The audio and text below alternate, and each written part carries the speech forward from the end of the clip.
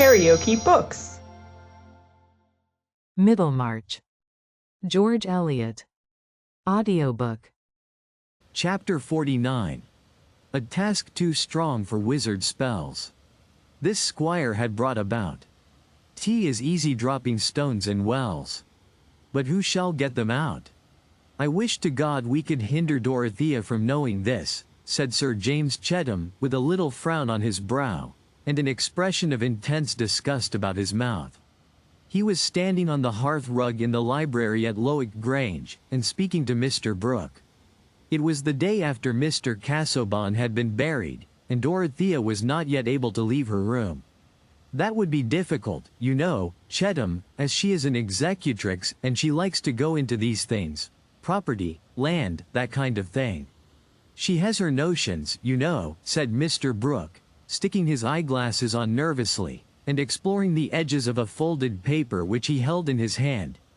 And she would like to act, depend upon it, as an executrix Dorothea would want to act. And she was 21 last December, you know. I can hinder nothing. Sir James looked at the carpet for a minute in silence, and then lifting his eyes suddenly fixed them on Mr. Brooke, saying, I will tell you what we can do. Until Dorothea is well, all business must be kept from her, and as soon as she is able to be moved she must come to us.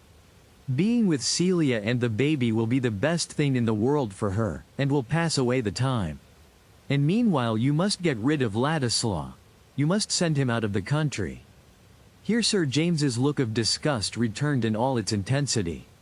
Mr. Brooke put his hands behind him, walked to the window and straightened his back with a little shake before he replied.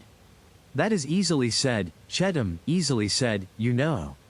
My dear sir, persisted Sir James, restraining his indignation within respectful forms, it was you who brought him here, and you who keep him here. I mean by the occupation you give him. Yes, but I can't dismiss him in an instant without assigning reasons, my dear Chettam. Ladislaw has been invaluable, most satisfactory.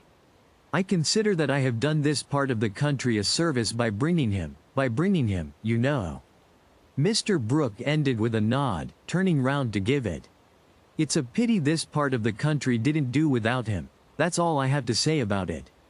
At any rate, as Dorothea's brother-in-law, I feel warranted in objecting strongly to his being kept here by any action on the part of her friends.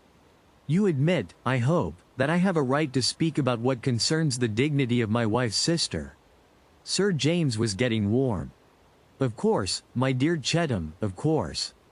But you and I have different ideas, different. Not about this action of Casaubon's, I should hope, interrupted Sir James. I say that he has most unfairly compromised Dorothea. I say that there never was a meaner, more ungentlemanly action than this. A codicil of this sort to a will which he made at the time of his marriage with the knowledge and reliance of her family, a positive insult to Dorothea. Well, you know, Casaubon was a little twisted about Ladislaw. Ladislaw has told me the reason. Dislike of the bent he took, you know, Ladislaw didn't think much of Casaubon's notions, Thoth and Dagon. That sort of thing. And I fancy that Casaubon didn't like the independent position Ladislaw had taken up. I saw the letters between them, you know. Poor Casaubon was a little buried in books, he didn't know the world.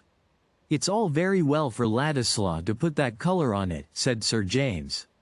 But I believe Casaubon was only jealous of him on Dorothea's account, and the world will suppose that she gave him some reason. And that is what makes it so abominable, coupling her name with this young fellow's. My dear Chettam, it won't lead to anything, you know, said Mr. Brooke, seating himself and sticking on his eyeglass again. It's all of a piece with Casaubon's oddity. This paper, now, synoptical tabulation, and so on, for the use of Mrs. Casaubon, it was locked up in the desk with the will. I suppose he meant Dorothea to publish his researches, eh? And she'll do it, you know, she has gone into his studies uncommonly. My dear sir, said Sir James, impatiently, that is neither here nor there. The question is, whether you don't see with me the propriety of sending young Ladislaw away?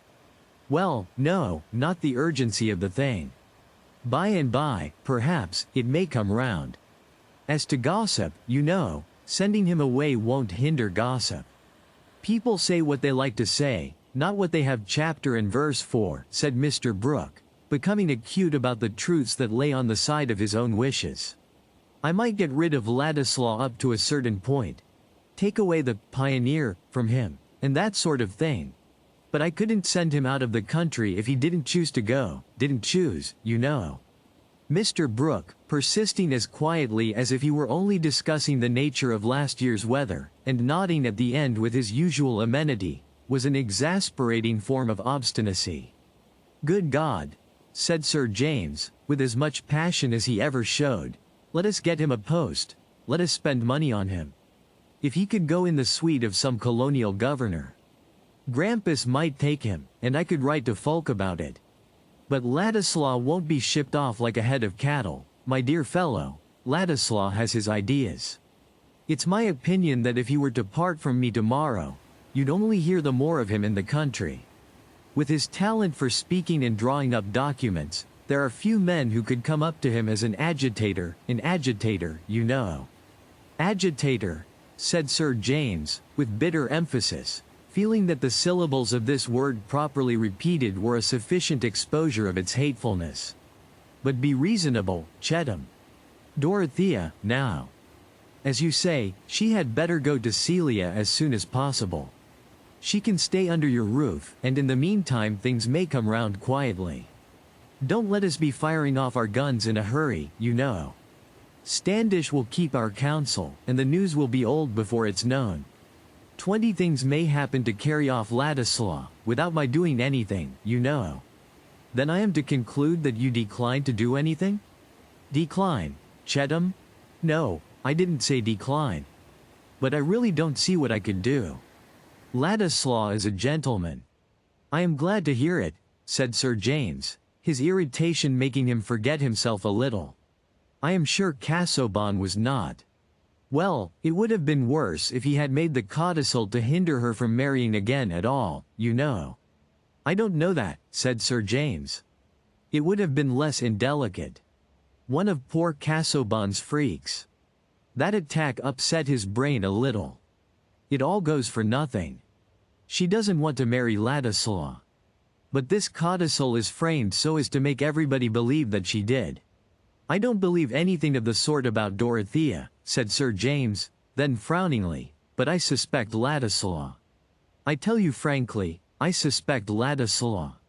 I couldn't take any immediate action on that ground, Chettam. In fact, if it were possible to pack him off, send him to Norfolk Island, that sort of thing, it would look all the worse for Dorothea to those who knew about it. It would seem as if we distrusted her, you know." That Mr. Brooke had hit on an undeniable argument did not tend to soothe Sir James. He put out his hand to reach his hat, implying that he did not mean to contend further, and said, still with some heat, "Well, I can only say that I think Dorothea was sacrificed once, because her friends were too careless. I shall do what I can, as her brother, to protect her now. You can't do better than get her to Freshitt as soon as possible, Chettam." "I approve that plan altogether," said Mr. Brooke, well pleased that he had won the argument. It would have been highly inconvenient to him to part with Ladislaw at that time, when a dissolution might happen any day, and electors were to be convinced of the course by which the interests of the country would be best served. Mr. Brooke sincerely believed that this end could be secured by his own return to Parliament. He offered the forces of his mind honestly to the nation. If you liked what you heard, please subscribe to the channel.